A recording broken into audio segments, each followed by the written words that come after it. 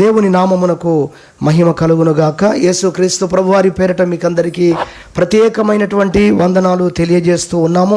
దేవుణ్ణి స్తుతించుదాం. హల్లెలూయా. ప్రభు సన్నిధిలో దేవుణ్ణి స్తుతించటానికి మనము ఒక అద్భుతమైనటువంటి అంశాన్ని నేర్చుకోబోతూ ఉన్నాం. దినవృత్తాంతములు 2వ గ్రంథము, దినవృత్తాంతములు 2వ గ్రంథము 14వ అధ్యాయము మనము చూసినట్లయితే 14వ అధ్యాయములో 9వ వచనం నుండి మనము 2 వచనాలు చదువుకుందాం. కూషీయుడైన జెరహు వారి మీద దండెత్తి 1000 సైన్యమును 300 రథములను కూర్చుకొని బయలుదేరి మారేషా వరకు రాగా ఆసా అతనికి ఎదురుబోయెను. వారు మారేషా నొద్ద జఫాతా అను పల్లపు స్థలమందు పంక్తులు తీర్చి యుద్ధము కలపగా ఆసా తన దేవుడైన యెహోవాకు మొర్రపెట్టి, యెహోవా, విస్తారమైన సైన్యము చేతిలో ఓడిపోకుండా బలము లేని వారికి సహాయము చేయుటకు నీకన్నా ఎవరునూ లేరు. దేవా యెహోవా, మాకు సహాయము చేయుము. నిన్నే నమ్ముకొని ఉన్నాను. నీ నామమును బట్టియే ఈ సైన్యమును ఎదిరించుటకు బయలుదేరి ఉన్నాము. యెహోవా, నీవే మా దేవుడవు. నరమాత్రులను నీ పైని జయముందనీయకుము అని ప్రార్థింపగా, తర్వాత వచనం కూడా, యెహోవా ఆ కూషీలను ఆసా ఎదుటను యూదా వారి ఎదుటను నిలువనీయక వారిని మొత్తినందున వారు పారిపోయిరి. ఎంత అద్భుతమైనటువంటి వాక్యం. నిజంగా ఈ అధ్యాయం అంతా చదివితే దేవుడు ఎంత గొప్ప కార్యం చేశాడు అనేది మనము తెలుసుకోగలం. సందర్భము మనం ఇక్కడ చూస్తున్నాము. ఆసా రాజు యెహోవాను ఆరాధిస్తున్నటువంటి, ఆయనను దేవుడిగా నమ్ముకున్నటువంటి ఆసా రాజు జీవితంలో జెరహు అనేటువంటి ఒక రాజు దండెత్తి వచ్చాడు. 1000 సైన్యమును తీసుకొని వచ్చాడట. చూడండి ఎంత విశేషంగా రాయబడింది. అంటే చాలా పెద్ద ఎత్తున అతడు మరి దాడికి దిగినట్లుగా మనం చూస్తున్నాము. ఆసా మీదికి వచ్చినట్లుగా దేవుని వాక్యములో మనం చూస్తాము. అంతేకాదు, ఇంకా ఈ 14వ అధ్యాయంలో మనం చూస్తే మరి చాలా విషయాలు ఇంకా చెప్తాడు. చాలా విషయాలు దీని గురించి మనము చదువుతున్నట్లయితే అనేక విషయాలు మనం తెలుసుకోగలం. సరే, ఏది ఏమైనా 1000 సైన్యమును 300 రథములు, ఆ దినాల్లో ఒక రాజుకు 300 రథములు ఉండటం అనేది మరి చాలా గొప్పగా ఉండాలి. అందుకే 300 ప్రత్యేకించినటువంటి ఒక రథములను తీసుకొని 1000 సైన్యాన్ని తీసుకొని మరి ఆయన బయలుదేరి వచ్చాడు అనేటువంటి విషయాన్ని దేవుని యొక్క వాక్యములో మనం చూస్తాం. ఇంత భయంకరమైన విధానంలో మరి రాజు మీదికి వచ్చినటువంటి పరిస్థితుల్లో ఆసా రాజు దేవుని సన్నిధిలో ఒక ప్రార్థన చేస్తున్నాడు. 11వ వచనంలో ఆసా తన దేవుడైన యెహోవాకు మొరపెట్టి అంటున్నాడు, దేవా, విస్తారమైనటువంటి సైన్యం, అంటే ఆసాకు కూడా అర్థమైంది ఈ సైన్యం మామూలుగా లేదు, వచ్చేటువంటి శత్రువులు మామూలుగా లేరు, ఇంత గొప్ప సైన్యము, ఇంత గొప్ప సమూహము నా మీదికి వస్తుంది కదా. ఈ పరిస్థితుల్లో ఈ సైన్యము చేతుల్లో ఓడిపోకుండా బలము లేని వారికి సహాయం చేసే ఆ విషయంలో నీకన్నా ఎవరున్నారు ప్రభు అన్నాడు. అంటే నీవే సహాయం చేసే దేవుడు. నిన్ను నమ్ముకున్న వారిని, నీ మీద ఆధారపడ్డ వారిని ఓడిపోకుండా కాపాడే దేవుడవు నీవు. హల్లెలూయా. ఈరోజు అంశం అదే. ఏంటది? మన దేవుడు ఓడిపోనివ్వడు. స్తోత్రం చెప్పుదామా? ఎంత విశేషంగా ఉంది అంశం కదా. చాలా నెలలుగా ఈ అంశాన్ని గురించి ఆ మనసులో దేవుడు ఆలోచన పెట్టినప్పటి నుండి ఇది ఎప్పుడు మరి ఇది ఈ విధంగా మీ ముందుకు తీసుకొని రావాలని ప్రార్థన చేస్తూ వస్తున్నాను. ఓడిపోనివ్వని దేవుడు. ఎంత గొప్ప అంశం నిజంగా. మన జీవితాల్లో, ఈ ప్రపంచంలో ప్రతి వ్యక్తి జీవితంలో కూడా పోరాటం ఉంది కదా. ఒక విద్యార్థి కూడా ఒక పోరాటం ఉంది. అతడు కూడా గెలుపు ఓటం లేని దాని కొరకు ఎదురు చూస్తూ ఉన్నాడు. నిజమా కాదా? ఒక ఉద్యోగస్తుడు ప్రతి విషయంలో, ఇంతెందుకు ప్రభుత్వాలను నేలేటువంటి ముఖ్యమంత్రులు, ప్రధానమంత్రి కావచ్చు, రాష్ట్రపతి కావచ్చు, వాళ్ళు తలపెడుతున్న విషయాల్లో వాళ్ళు గెలుపును సాధించాలని, విజయము సాధించాలని, ఒక పరుగు పందెములో ఉన్న వ్యక్తి, ఒలింపిక్స్లో పాల్గొనే వాళ్ళు ఎన్ని రకాల పోటీలు ఉంటాయో అందరి హృదయంలో ఒకటే ఉంటుంది. ఏంటది? నేను ఓడిపోకూడదు. హల్లెలూయా. సహోదరి సహోదర, ఈ ఆలోచన లేని వారు ఎవరు? నేను ఓడిపోవాలనుకునే వారు ఎవరు ఉంటారు అసలు? అందరూ కూడా నేను గెలవాలి అనుకునేవారే కదా. కానీ గమనించండి, మరి గెలవాలనుకునేవారు 99 మంది ఉంటారు, కానీ గెలిచేవారు ఎంతమంది? ఒక్కరే ఉంటారు. మనం చూస్తాం, ఒక పోటీ పెట్టినప్పుడు ఆ పోటీలో అనేకులు పాల్గొంటారు. ఒకవేళ ఒక ప్రైజ్ ఉంటుంది, లేదంటే 3, ఫస్ట్ సెకండ్ థర్డ్, అంతే. ఇక ఆ ముగ్గురుతోనే ముగించబడుతుంది. ఒకవేళ సేమ్ కనుక మార్కులు వస్తే, ఒకవేళ సెకండ్లో మనం కూడా క్విజ్లో చేసాం కదా, అలా థర్డ్ ప్రైజ్ ఇద్దరు వస్తే, సెకండ్ ప్రైజ్ ఇద్దరు వస్తే ఆ ఇద్దరిని ఎంచుతారేమో, కానీ ఇక అంతకు మించిన ప్రైజెస్ ఏమీ ఉండవు. కాబట్టి పాల్గొనేవారు వేలాది మంది ఉండవచ్చు, లక్షల మంది ఉండవచ్చు, కానీ గెలిచేవారు ఒకరిద్దరే ఉంటారు. కానీ గమనించండి, యేసు క్రీస్తును నమ్ముకున్న వారందరూ కూడా విజయమును సాధించేవారే. హల్లెలూయా. ఎవ్వరూ కూడా ఓడిపోరు, అందరినీ ఆయన గెలిపించే దేవుడై ఉన్నాడు. చూడ, భౌతికంగా మీరు దాన్ని ఆలోచించకండి. భౌతికంగా ఉన్న గెలుపులు ఏ పాటివండి? భౌతికంగా ఉన్నటువంటి జయములు ఏ పాటి మనకు సహాయం చేస్తాయండి? అవి శాశ్వతమైన గెలుపులు కానే కావు. ఇక్కడ ప్రపంచాన్ని అంతటినీ గెలిచినోడు శాశ్వతమైనటువంటి స్థానంలో ఓడిపోతున్నారు. దాన్ని ఇలా చెప్పాడు బైబిల్లో, ఒకడు సర్వలోకమును సంపాదించుకొని వారు ప్రాణం పోగొట్టుకుంటే ఏం ప్రయోజనం? లోకంలో గెలిచాడు, పరలోకం దగ్గర ఓడిపోయాడు. ధనాన్ని సంపాదించుకోవడంలో గెలిచాడు, కానీ ఆత్మీయతను సంపాదించుకున్న దగ్గర ఓడిపోయాడు. ఇది శాశ్వతమైన గెలుపు కాదు. ఈ గెలుపులకు మరలా ఓటమిలు కూడా ఉంటాయి. ఈరోజు ఒక పార్టీ గెలవచ్చు, రేపు మళ్ళా వచ్చే తర్వాత ఎన్నికల్లో మళ్ళా పార్టీ ఓడిపోవచ్చు. కానీ ఎప్పటికీ ఉండే శాశ్వతమైన గెలుపు, శాశ్వతమైన స్థానము, శాశ్వతమైన సంతోషం, శాశ్వతమైన స్వాస్థ్యము, ఆస్తి, అదంతా కూడా అది పరలోకానికి సంబంధించిన విషయాలే, ఆత్మీయతకు సంబంధించిన విషయాలే. అవి శాశ్వతమైనవి అన్న విషయాన్ని మనం తెలుసుకున్నప్పుడు నిజమైన గెలుపు ఏంటో మనకు అర్థమవుతుంది. హల్లెలూయా. ఇక్కడ ఓడిపోనివ్వని దేవుడు. బైబిల్లో మనం చూస్తే ఎబ్రీ పత్రికలో 2 గుంపులు కనబడతాయి 11వ అధ్యాయంలో. ఒక గుంపు చూస్తే వారు ఎర్ర సముద్రమును చీల్చిరి, వారు ఖడ్గదారును తప్పించుకొనిరి కదా. వారు అలా మనం చూసినట్టు అన్ని విజయోత్సవాలుగా కనబడుతూ ఉంటాయి. చాలా గొప్ప గొప్ప విషయాలు కనబడుతుంటాయి. అగ్ని బలమును చల్లార్చిరి, ఇంకా సింహాల నోళ్లను మూసిరి. ఎంత గొప్ప భక్తులండి, ఎంత గొప్ప! ఇదంతా కూడా లోకంలో ఉన్న వారికి ఇది గొప్పే, వాక్యం చదువుతున్న భక్తులకు కూడా ఇది గొప్పే. గొప్ప కాదని కాదు, కానీ అంతకంటే ఇంకా గొప్ప స్థానం ఉంది. అది ఎలా ఉంటుంది అంటే, అది ఈ కళ్ళతో చూస్తే అది ఓటమిలాగానే ఉంటుంది. కానీ ఆత్మీయ లోకంలో చూస్తే, ఆత్మీయ నేత్రాలతో చూస్తే, ఆత్మీయ స్కేల్లో చూస్తే, దేవుని దృష్టిలో మనం చూస్తే, వారికి ఉన్న స్థానాలు ఏంటో చూస్తే, వీరికంటే వారు మరి శ్రేష్టమైన స్థానంలో ఉన్నారట. ఇంతకు వారు ఏం చేశారు? వారు అగ్ని బలమును చల్లార్చారా? సింహాల నోళ్లను మూసిన దానికంటే ఎక్కువ ఏదైనా చేశారా? ఖడ్గదారును తప్పించుకున్నారా? యుద్ధములో పరాక్రమశాలురుగా వారు ఎంత గొప్ప నైపుణ్యాన్ని ప్రదర్శించారు అని మనం చూస్తే వాళ్ళది విచిత్రంగా ఉంటుంది. ఎలా ఉంటుంది తెలుసా? వారు రాళ్లతో కొట్టబడిరి. చెప్తారా ఇంకేమైనా గుర్తుంటే? రంపములతో కోయబడిరి. అన్ని కష్టాలు నష్టాలు కనబడుతూ ఉంటాయి మనకు అక్కడ. తర్వాత గొర్రె చర్మములు వేసుకొని గుహలలో సొరంగములలో తిరుగులాడుచూ ఉండిరి. ఏంటి ఇది గెలుపా కదా? ఆశీర్వాదము పొందని వారు అన్నట్టుగా, దీవెన పొందకుండా ఉన్నని వారు అన్నట్టుగా వారు సమాజంలో కనబడుతూ ఉన్నారు. విచిత్రమైన విషయం ఏంటంటే, బైబిల్ చదివేటువంటి అనేక భక్తులకు కూడా, క్రైస్తవ లోకంలో వ్యక్తులకు కూడా ఈ విషయాలు అర్థం కాకుండా ఇంకా బాగా ప్రార్థన చేయాలనో, అఫ్కోర్స్ ప్రార్థన చేసే వ్యక్తులు ఉండవచ్చు, చేయాల్సిన వ్యక్తులు ఉండవచ్చు, చేయాల్సిన అంశాలు ఉండొచ్చు, కానీ అన్నీ అవే కాదు. వారు అందులో కొంతమంది ఉన్నారు, దేవుడు ప్రత్యేకంగా ఏర్పాటు చేసుకున్న వారు ఏ ఆశీర్వాదం లేకపోయినా వారు ఆత్మీయతలో నెంబర్ 1 ఉంటారనేది కూడా బైబిల్ చెప్తుంది. ఈ భూ సంబంధమైన ఆశీర్వాదాలను బట్టి మనం వ్యక్తులను అంచనా వేసే వారం అవుతే, యోబు స్నేహితుల్లాగానే మనం కూడా దేవుని చేత గద్దించబడతాం. దేవుడు అన్యాయస్తుడు కాదు, దేవుడు మంచివాడు, ఇదంతా జరుగుందంటే నువ్వేం పాపం చేశావు అన్నారు. అంతేకాదు, అలా కాదు అని చెప్పి యోబు పాపం అన్నీ చెప్పుకుంటే, సర్లే ఇంతగానం చెప్పుకుంటున్నావు కాబట్టి నువ్వు కాదు, కానీ నీ కొడుకులు పాపం చేశారేమో, ఏదో ఒక తేడా ఉండుంటుంది, లేకపోతే ఇలా ఎందుకు జరుగుతుంది, ఇలాంటి పరిస్థితుల్లో నువ్వెందుకుంటావు అని లోక సంబంధులు ఆలోచించినట్టుగా మాట్లాడినట్టుగానే వారు మాట్లాడినట్టుగా మనం చూస్తాం. అక్కడ వారు పొరపడ్డారు. యోబు స్నేహితులు. మనం ఆలోచన చేయాలి, ఓడిపోనివ్వని దేవుడు అంటే ఏ విషయంలో ఓడిపోనివ్వని దేవుడు? భూసంబంధమైన విషయాల్లో కూడా మనల్ని ఓడిపోకుండా ఉంచవచ్చు. అనేక విషయాల్లో దేవుడు మనల్ని గెలిపించవచ్చు. కానీ దానికంటే శ్రేష్టమైంది ఉంది, దేవుడు దాని మీద దృష్టి ఉంచి ఉన్నాడు. అవి నోట్లతో సమానం. మీకు అర్థం కావడానికి, మనం అనుకుంటున్నవన్నీ చిల్లర డబ్బులతో సమానం. చిన్నపిల్లలకు మనం ఎంత పెద్ద నోట్ ఇచ్చినా వట్టి పేపర్ అని పడేస్తారు. వాళ్ళకు సౌండ్ ఉండాలి. సౌండ్ ఉంటేనే 1-2 రూపాయి బిల్లలో 100 ఇచ్చారనుకోండి, అమ్మో ఎన్ని డబ్బులు అంటారు.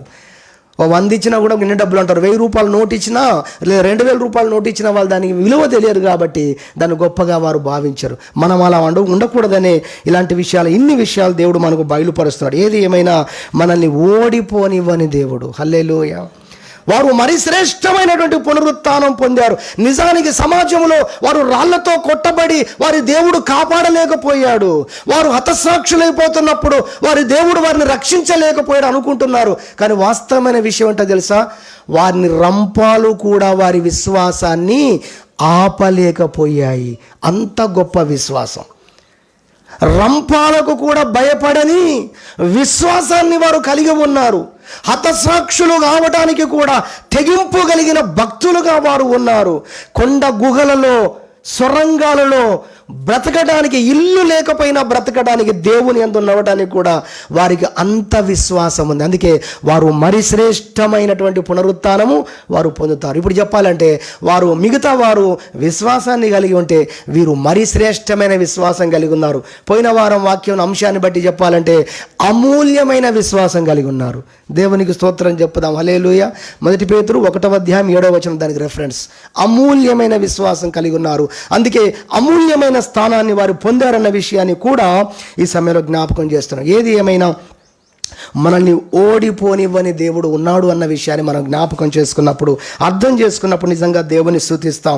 ఈ గ్రహింపు ఆశ కలిగి ఉన్నాడు కాబట్టే ఆయన ప్రార్థన చేస్తున్నాడు. ఏమని?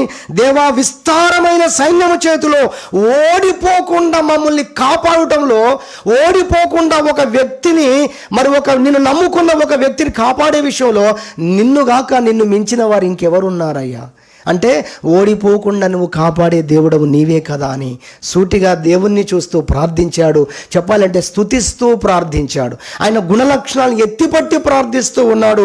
ఓడిపోకుండా బలము లేని వారికి సహాయం చేయుటకు నీకన్నా ఎవరునూ లేరు అని దేవుణ్ణి స్తుతిస్తూ ఆయన ఆరాధిస్తూ ఆ ప్రార్థన కృతజ్ఞతాపూర్వకంగా విశ్వాసముతో చేసినట్టుగా దేవుని యొక్క వాక్యాన్ని చదివినట్లయితే మనకి ఈ సమయంలో ఈ విషయాలు మనము అర్థం చేసుకోగలుగుతాం. ఒక 3 విషయాలు నేను త్వరగా చెప్పి ముగించడానికి ఇష్టపడుతున్నాను. ఓడిపోనివాడు దేవుడు అనే విషయంలో మరి వాక్యములో చాలా విషయాలు ఉన్నాయి.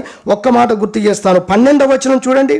12వ వచనానికి పైనున్న లైన్, యెహోవా నీవే మా దేవుడవు, నరమాత్రులను నీపైన జయముండనీయకము అని ప్రార్థింపగా. ఏమని ప్రార్థన చేశాడు? ఎంత స్పెషల్గా ఉందండి ఈ ప్రార్థన. ఆయన ఏమంటున్నాడు తెలుసా? వచ్చేవాడు జరహు ఆశ మీదికి వస్తున్నాడు. కానీ ఆశ ఏం ప్రార్థన చేస్తున్నాడు? మీరు ఒకసారి మీ బైబిల్లో చూడండి. ప్రభువా, నరమాతృణ్ణి నీపైన జయముందనీయకము. అంటే నిన్ను నమ్ముకొని ఉన్నాను నేను, నీ మీద ఆధారపడి ఉన్నాను నేను. ఇప్పుడు నా మీద వాడు జయం పొందితే నీ మీద పొందినట్టు అవుతుంది. నువ్వు దేవుడవుగా నాకుండగా, నేను నిన్ను నమ్ముకొని ఉండగా ఓటమి అనేది రావటానికి వీలే లేదు. ఎంత గొప్ప ప్రార్థన, ఎంత అర్థవంతమైన ప్రార్థన చేశాడండి. ఈ వాక్యాలు జ్ఞాపకం చేసేదంటే నరమాత్రులను నీపైన విజయము పొందనీయకమని ఒక శ్రేష్టమైన ప్రార్థన చేశాడు. ఆ యుద్ధము నీది ప్రభు అని చెప్పకనే చెప్పాడు అనే విషయాన్ని కూడా మనం చూస్తున్నాం.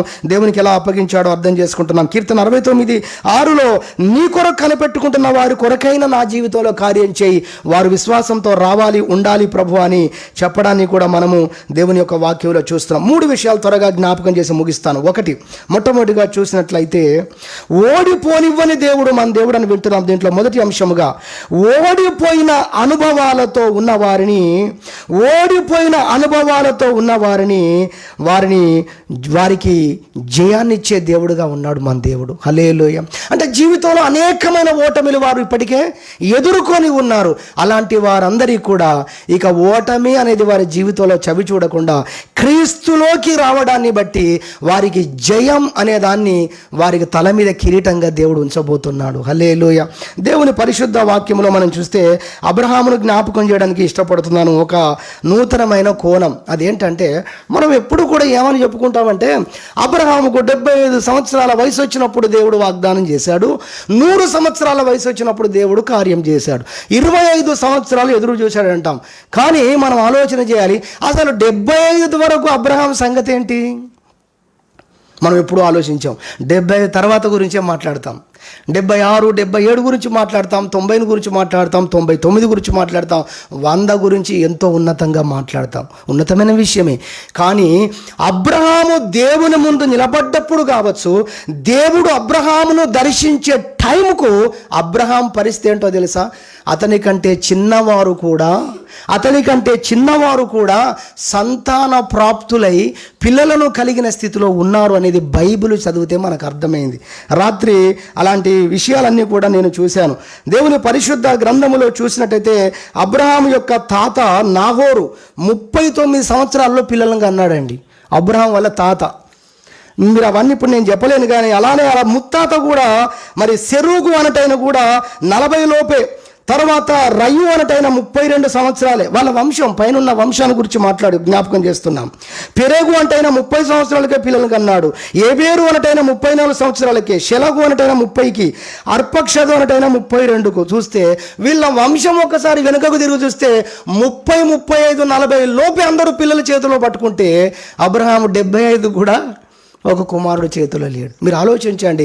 75 తర్వాత మనం ఆలోచిస్తున్నాం. దేవుడు 75 లోపల అబ్రహాం పరిస్థితి ఎలా ఉందో చూశాడండి. దేవునికి స్తోత్రం చెప్పుదాం.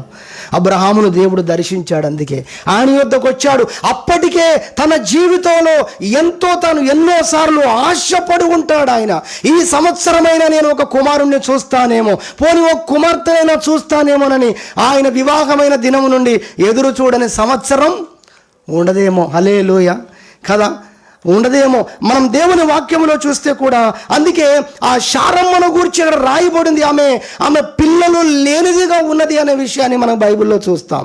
ఆ దినాల్లోనైతే అది ఒక ఆశీర్వాదం లేని స్థితిగా భావించేవారు. అది ఒక శాపముగా భావించినటువంటి పరిస్థితులు కూడా ఉన్నాయి. ఇప్పుడు వాక్యం వచ్చింది కాబట్టి దేవుడు విశ్వాసం కొరకు నడిపిస్తున్నాడని, మరింత ఆశీర్వాదం కొరకు నడిపిస్తాడని కొన్ని కారణాల చేత ఇంత వివరంగా ఇవన్నీ తెలుసుకుంటున్నాం. కానీ ఒకప్పుడు ఉన్నటువంటి విషయాల్లో చాలా సూక్ష్మంగా ఉన్నాయి, కొన్ని అలా కూడా ఉన్నాయి. అవును కావచ్చేమన్న పరిస్థితులు కూడా ఉన్నాయి. 75 సంవత్సరాల వరకు అబ్రహాము ఓడిపోయిన వ్యక్తిగానే ఉన్నాడు కుటుంబ జీవితంలో. 75 సంవత్సరంలో ప్రభు అతనికి ప్రత్యక్షమయ్యాడు. అతని యొక్క ఆత్మీయ జీవితంలో ఉన్నతమైన స్థాయిలో దేవుని నమ్మే విషయంలో ఎంత గొప్పవాడుగా ఉంటాడో ఈ ప్రపంచానికి చూపించడానికి, ఆ అంతస్తులో అతన్ని నిలువబెట్టడానికి 100 సంవత్సరాల వరకు దేవుడు కావాలని నడిపించాడు. దేవునికి మహిమ కలుగును గాక. ఏది ఏమైనా అబ్రహాము నమ్మకం ముందున్న పరిస్థితి ఒక విచిత్రం చూడండి, నమ్మిన తర్వాత కూడా ఉంది. ఈ లోకంలో ఈ మాట మీకు చాలామంది మీ ముందు అని ఉంటారు. ఈ మాట మీరు నమ్ముకోకముందు ఏంటండి, అర్థమవుతుందా? నమ్ముకోకముందు అలానే ఉంది, నమ్ముకున్న తర్వాత కూడా ఏమొరిగింది మీకు? ఏమొరిగిందో మన ఆత్మకు తెలుసు. హల్లెలూయా. నేను రక్షణ పొందాను, సర్వలోకము నేను సంపాదించుకోకపోయినా సంపాదించుకున్న వాడి కంటే కూడా నేను గొప్పవాడిని. దేవునికి మహిమ కలుగును గాక. కానీ బైబిల్లో ఒక పెద్ద స్టేటస్ గురించి మాట్లాడుతుంది. బైబిల్ ఏం చెప్తుందో తెలుసా? సర్వలోకమును ఒక వ్యక్తి ఆస్తిగా, ఇది నాది, అమెరికా నాది, నా ఆస్తి, అలా అన్ని దేశాలు నా ఆస్తి, దేశాలే కాదు మొత్తం భూభాగము అన్నీ కూడా, ఈ గ్లోబే మొత్తం ప్రపంచమే నాది అనే స్థాయిలో ఉన్న వ్యక్తిని ప్రపంచం ఇంతవరకు చూడలేదు కదా. అలాంటి వ్యక్తి ఒకవేళ వచ్చినా కూడా రక్షణ లేకపోతే అదంతా వ్యర్థము, సున్నా అని బైబిల్ చెప్తుంది. హల్లెలూయా. రక్షణ పొందిన వ్యక్తి దానికంటే గొప్పవాడు. ఒకవేళ అలాంటి వ్యక్తి ఉన్నా ఆ వ్యక్తి కంటే కూడా గొప్ప స్థానం ఏంటంటే రక్షణ పొందిన వ్యక్తే గొప్పవాడు అని చెప్తుంది. మనము చూస్తాం, చరిత్రలో జరిగింది. బిల్లీ గ్రామ్ గారిని అక్కడ ఉన్నటువంటి సెనేటర్స్ అందరూ కూడా ఒకసారి మూకుమ్మడిగా ఏకగ్రీవంగా ఆలోచన చేసి పార్లమెంట్లో ఆలోచన చేసి ఒకరోజు బిల్లీ గ్రామ్ గారు ముందు నిలబడినారట. అయ్యా, మీలాంటి గొప్ప వ్యక్తి అమెరికా దేశానికి ప్రెసిడెంట్గా ఉంటే అది ఎంతో గొప్పగా ఉంటుంది, మీరు ప్రార్థించేవారు పైగా అని అన్నారంట. అప్పుడు బిల్లీ గ్రామ్ గారు అన్నారంట, దేవుడు నాకు ఇచ్చిన ఒక స్థానంలో నుండి ఒక మెట్టు నేను కిందికి దిగిరాలేను అన్నాడంట. అమెరికా ప్రెసిడెంట్ స్థానాన్ని ఎన్నికలు లేకుండా, ఎలక్షన్ లేకుండా అందరూ కలిసి, ప్రతిపక్షం ఉన్న పక్షం ఏ పక్షమో అన్నీ కలిసి మీకు ప్రెసిడెంట్ స్థానంలో కూర్చోబెడతామంటే బిల్లీ గ్రామ్ గారు చెప్పిన మాట ఏంటి? దేవుడు నాకు ఇచ్చిన స్థానంలో నుండి కిందికి రాలేను అన్నాడట. అంటే అమెరికా ప్రెసిడెంట్ సీటు కింద ఉందా పైన ఉందా? ఆలోచన చేయాలి. హల్లెలూయా. వాక్యం తెలియని వారందరికీ అది పైన ఉంది, పైనే ఉంది అనుకుంటున్నారు. చాలా విచిత్రమైనటువంటి విషయం, చాలా దారుణమైన విషయం, వాక్యం తెలియకుండా మోసపోయేటువంటి పరిస్థితులు. కాబట్టి దేవుడు ఎంత గొప్ప స్థానాన్ని మనకిచ్చాడో, మనం ఎందుకు విలువైన వారం ఎప్పుడూ చెబుతూ ఉంటాం, యేసు రక్తము చేత కడగబడ్డాం. మనం గొప్పవారమని కాదు, యేసు రక్తము మనల్ని గొప్పగా మార్చింది. కాబట్టి ఓడిపోయిన అనుభవాలతో ఉన్నాడు ఎవరు? అబ్రహాము. అతని జీవితంలో దేవుడు చేసిన కార్యం మనం చూస్తే 25 సంవత్సరాలు అతను నడిపించినట్టుగా మనకు కనబడుతుంది.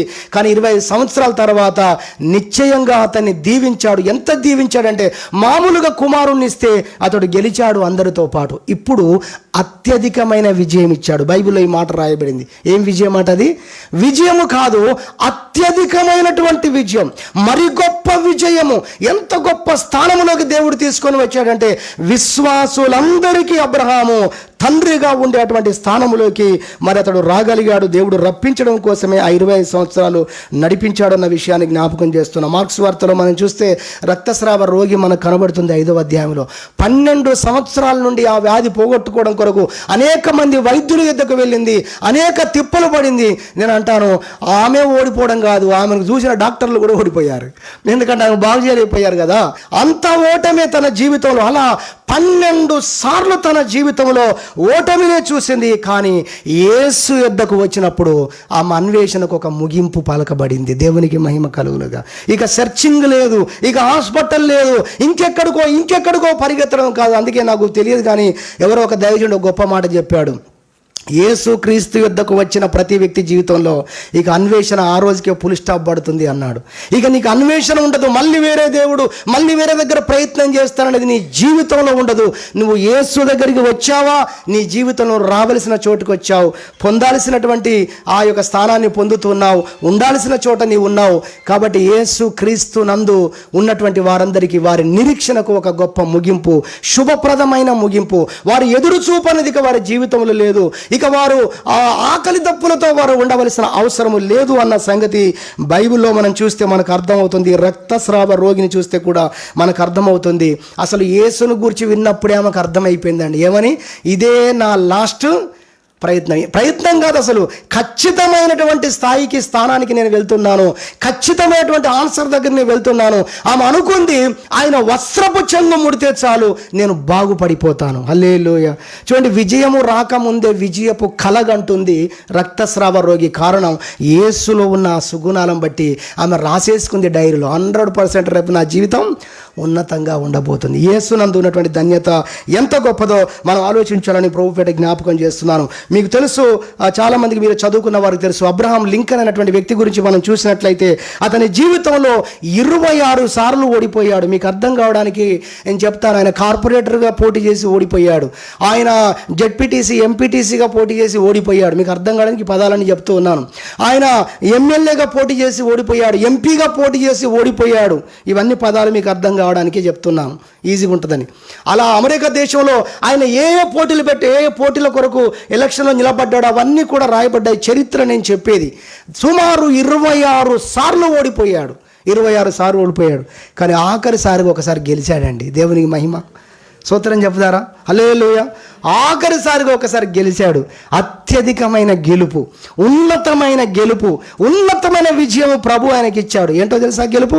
అమెరికా దేశానికే ప్రెసిడెంట్ అయ్యాడు. సర్పంచ్గా ఓడిపోయాడేమో, కానీ అమెరికా ప్రెసిడెంట్గా గెలిచాడు. చాలాసార్లు నువ్వు నేను ఓడిపోయిన వ్యక్తులంగా ఉండవచ్చు.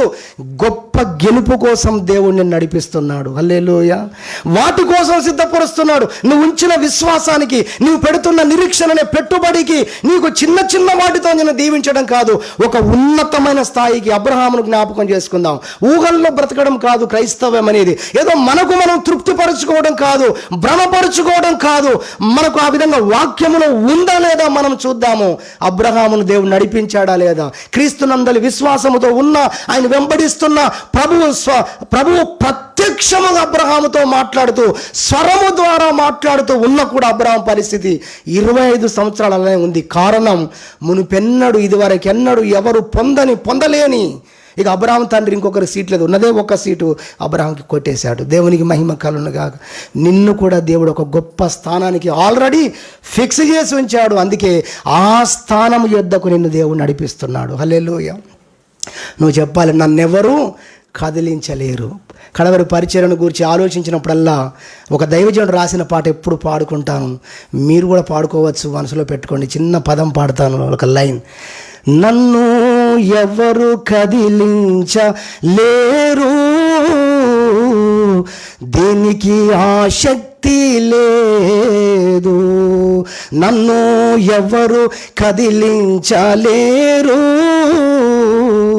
దేనికి ఆసక్తి లేదు.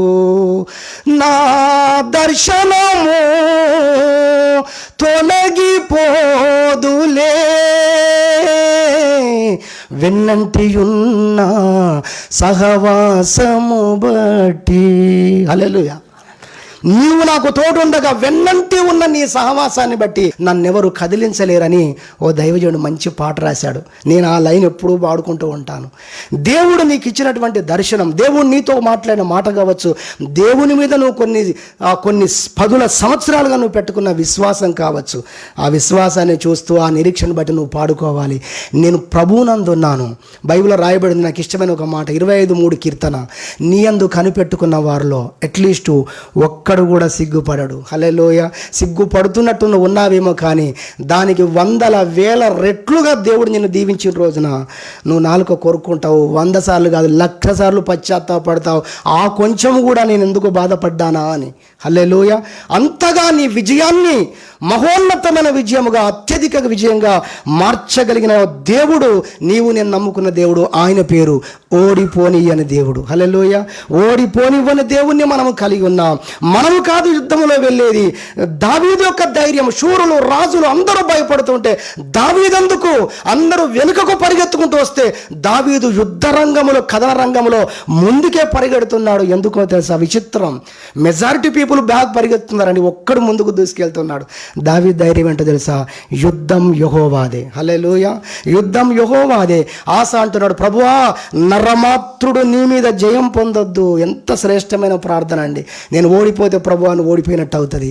నీ నామ మహిమ ఘనత కొరకు నేను గెలవాలి ప్రభు అనే ఒక శ్రేష్టమైన ప్రార్థన చేశాడనేది మన దేవుని వాక్యం చదివితే మనకు అర్థమవుతుందన్న విషయాన్ని ప్రభు వాక్యంలోంచి మనం చూడగలుగుతున్నాం. రెండవదిగా మనం చూద్దాం, త్వరగా సమయం అయిపోయింది.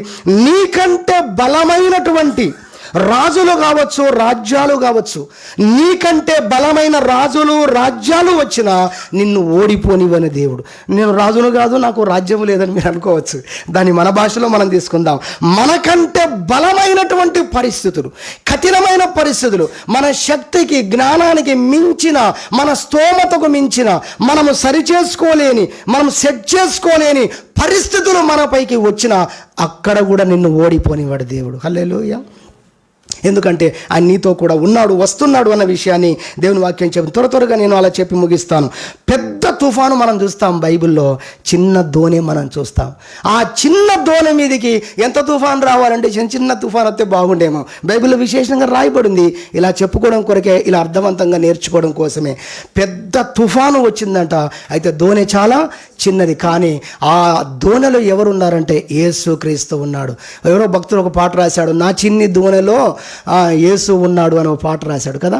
ఎంత అది ఊరికే రాయలేదు, ఏదో వాళ్ళ దొరికింది వాక్యం అని రాయలేదు. వాళ్ళు ఇలా ఆలోచించి అర్థవంతంగా వారి జీవిత పోరాటంలో ఈ వాక్యాల ద్వారా వారు ఆదరించబడ్డప్పుడు బయటకు వచ్చిన పాటలు అవండి.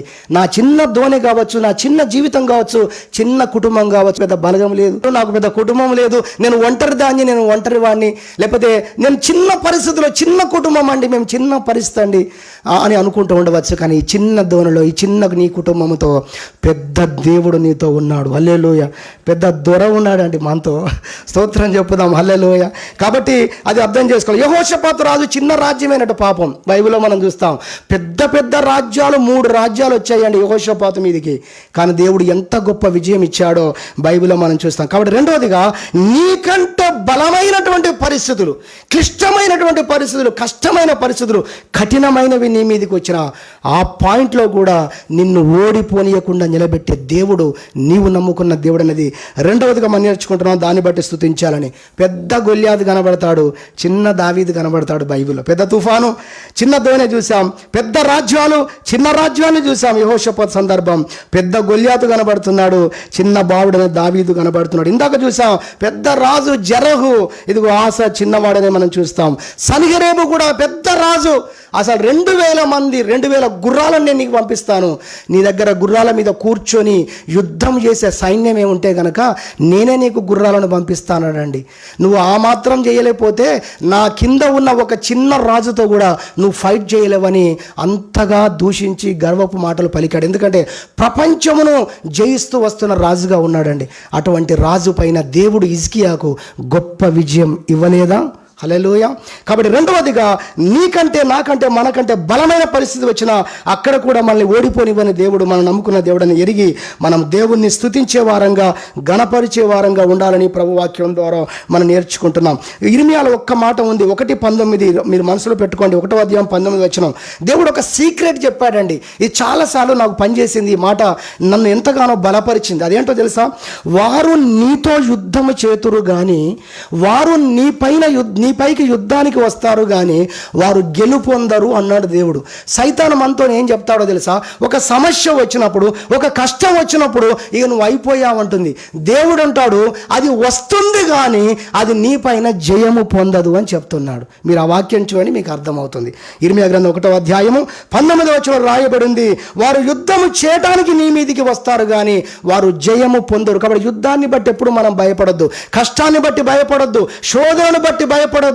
దానిపైన విజయం ఇవ్వడానికే దేవుడు మనల్ని నడిపిస్తాడు ఆ పరిస్థితుల్లో కూడా అని దేవుని యొక్క వాక్యంలో అక్కడ మనం చూస్తాం. కాబట్టి మనకంటే బలమైన పరిస్థితులు మన మీదకి వచ్చిన ఓడిపోనివాడు. చివరి పాయింట్ మూడవదిగా చూస్తే, ఓడిపోయే పరిస్థితులు వచ్చినా మనల్ని ఓడిపోనివని దేవుడు. హల్లెలూయా.